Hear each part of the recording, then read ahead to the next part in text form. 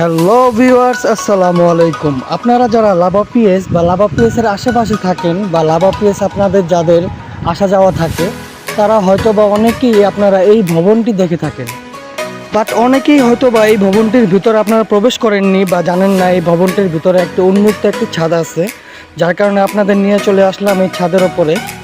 দেখতে পাচ্ছেন কি সুন্দর একটি পরিবেশ এই ছাদটির। আমরা লাভা পিএসে সচরাচর এরকম ছাদ পাই না, মাদ্রিদে এরকম আমরা ছাদ পাই না, যার কারণে আজকে আমরা চলে আসলাম আপনাদের নিয়ে এই ছাদের ওপরে।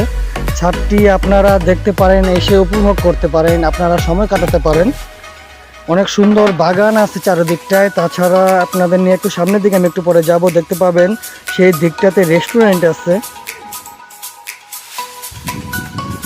এই হলো সেই রেস্টুরেন্ট সাইডটি। এই রেস্টুরেন্টে প্রায় আমরা চলে আসি, আমরা চা কফি খাই, চা কফি নিয়ে আমরা সময় কাটাই।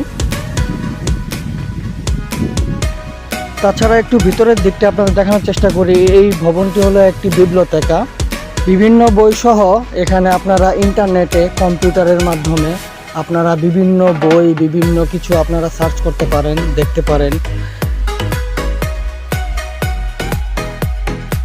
চারতলায় ভবনটিতে অনেকগুলো কক্ষ আছে। আপনারা ভিতরে গিয়ে আপনারা উপভোগ করতে পারেন ইন্টারনেটের মাধ্যমে বিভিন্ন খোঁজখবর, নিউজ, বিভিন্ন ধরনের বই, এগুলো আপনারা উপভোগ করতে পারেন। আমরা সিঁড়ি দিয়ে নেমে যাচ্ছি নিচের দিকে। আর আমাদের আজকের ব্লগ আমরা এদিকে শেষ করছি। ভালো থাকবেন, সুস্থ থাকবেন, এই বলে শেষ করছি। আসসালামু আলাইকুম। স্পেন মাদ্রিদের নতুন নতুন ভিডিও পেতে আমাদের সাথেই থাকুন।